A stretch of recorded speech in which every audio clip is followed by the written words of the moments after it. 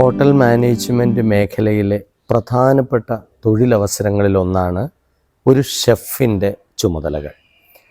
ഒരു ഷെഫായി തീരാൻ എങ്ങനെയാണ് കഴിയുക?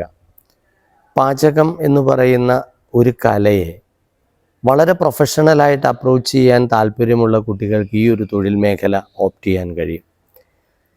വളരെ പ്രൊഫഷണലായിട്ടുള്ള അനവധി പഠന സ്ഥാപനങ്ങൾ നമുക്ക് കേരളത്തിനും പുറത്തുമൊക്കെ ലഭ്യമാണ്. വളരെയധികം പണം മുടക്കി പഠിക്കാൻ കഴിയുന്നതും വളരെ കുറച്ച് പണം മുടക്കി പഠിക്കാൻ കഴിയുന്നതുമായ വിവിധ മേഖലകൾ നമ്മുടെ മുമ്പിലുണ്ട്. അതിലേറ്റവും പ്രീമിയമായിട്ടുള്ള ഇൻസ്റ്റിറ്റ്യൂട്ടുകളിൽ ഒന്നാണ് ഫുഡ് ക്രാഫ്റ്റ് ഇൻസ്റ്റിറ്റ്യൂട്ടുകൾ.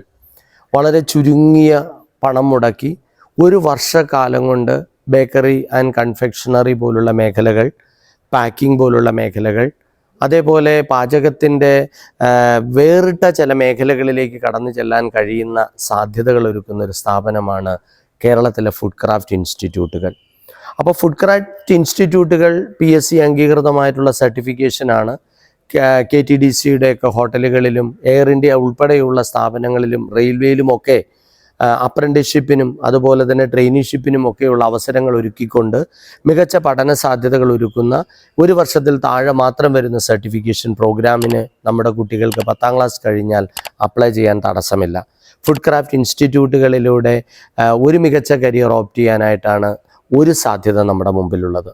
രണ്ടാമത് വരുന്ന പ്രധാനപ്പെട്ട അവസരങ്ങളിൽ ഒന്ന്, ദേശീയ തലത്തിൽ പ്രവർത്തിക്കുന്ന 2 പ്രധാന സ്ഥാപനങ്ങൾ കോവളത്തും കോഴിക്കോടുമായി കേരളത്തിലുണ്ട്.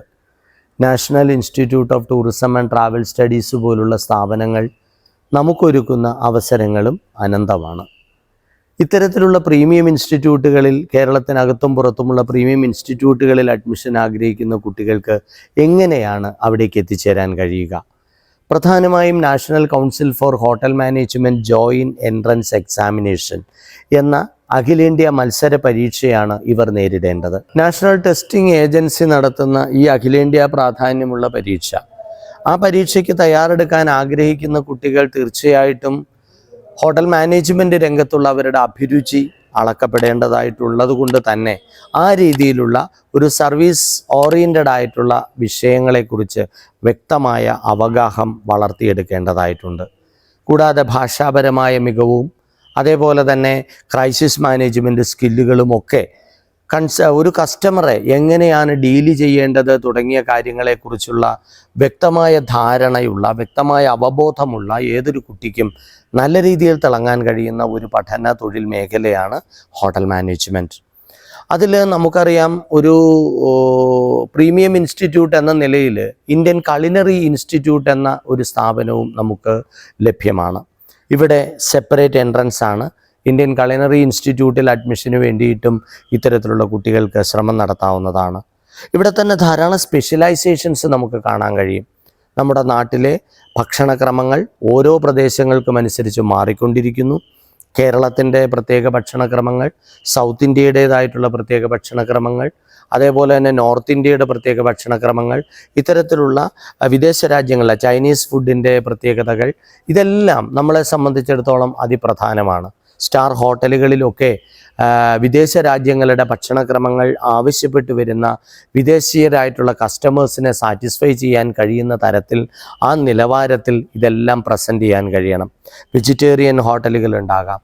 അതേപോലെ തന്നെ വെജിറ്റേറിയൻ ഫുഡിനൊപ്പം തന്നെ സീ ഫുഡ്സിന് പ്രാധാന്യം നൽകുന്ന ഭക്ഷണക്രമം വിളമ്പുന്ന ഹോട്ടലുകൾ ഉണ്ടാകാം. ഇവിടെയൊക്കെ പ്രത്യേക തരത്തിലുള്ള ട്രെയിൻഡ് ആയിട്ടുള്ള ഷെഫുമാരെ ആവശ്യമാണ്.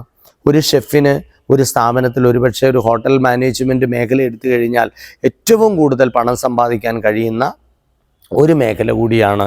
വളരെ പെട്ടെന്ന് വളർന്നു പോകാൻ കഴിയുന്ന ഒരു മോസ്റ്റ് ഡിമാൻഡിങ് കരിയർ എന്ന് ഒരുപക്ഷെ നമുക്ക് വിശേഷിപ്പിക്കപ്പെടാവുന്നൊരു മേഖലയാണ് ഷെഫ് എന്ന പഠന തൊഴിൽ മേഖല.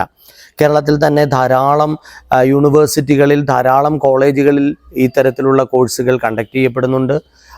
ഏതാണ്ട് 5 ലക്ഷം രൂപയോളമാണ് ആവറേജ് ഫീസ് വരിക ഈ കോഴ്സ് പഠിക്കുന്നതിന്.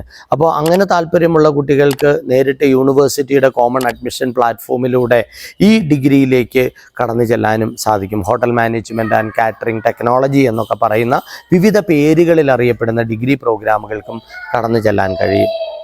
പിന്നണിയിലുള്ള തൊഴിൽ മേഖലയാണ് നമ്മളിപ്പോൾ പറഞ്ഞ ഷെഫ് എന്ന് പറയുന്ന തൊഴിൽ മേഖലയെങ്കിൽ മുന്നണിയിൽ പ്രവർത്തിക്കുന്ന അനവധി ആൾക്കാരുണ്ട്. അവരെ എടുക്കുമ്പോൾ ഏറ്റവും പ്രധാനമായിട്ട് നമുക്ക് ഹോട്ടൽ റിസപ്ഷൻ ഹാൻഡിൽ ചെയ്യുന്ന ആൾക്കാർ മുതൽ മാനേജ്മെൻറ്റ് മേഖലയിലുള്ള ഉയർന്ന പദവികൾ വരെ വരുന്നുണ്ട്. അവിടെ ഈവൻറ്റ് മാനേജ്മെൻറ്റ് ഒരു ഘടകമാണ്, അതേപോലെ തന്നെ കസ്റ്റമർ റിലേഷൻസ് ഒരു ഘടകമാണ്, ഹൗസ് കീപ്പിംഗ് ഒരു ഘടകമാണ്.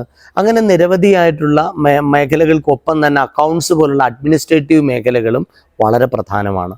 ഇവിടെ പ്രവർത്തിക്കാൻ ആഗ്രഹിക്കുന്ന ആൾക്കാർക്ക് BBAയും BComഉം ഒക്കെ ഹോട്ടൽ മാനേജ്മെൻറ്റ് മേഖലയിൽ പഠനം നടത്താൻ അവസരങ്ങൾ യൂണിവേഴ്സിറ്റികൾ ഒരുക്കുന്നുണ്ട്. അപ്പോൾ വിവിധ സർവകലാശാലകളിൽ വിവിധ പ്രീമിയം ഇൻസ്റ്റിറ്റ്യൂട്ടുകളിലൊക്കെ പഠനം നടത്തി ഇൻറ്റേൺഷിപ്പൊക്കെ കംപ്ലീറ്റ് ചെയ്ത് മികച്ച കരിയർ ഇന്ത്യയിലും വിദേശ രാജ്യങ്ങളിലും ഓപ്പൺ ചെയ്യാനുള്ള അനന്തമായ അവസരങ്ങളുടെ വലിയൊരു കലവറയൊരുക്കുന്ന ലോകത്തെ ഏറ്റവും വേഗത്തിൽ വളർന്നുകൊണ്ടിരിക്കുന്ന ഒരു പഠന തൊഴിൽ മേഖല കൂടിയാണ് ഹോട്ടൽ മാനേജ്മെൻറ്റ് രംഗം.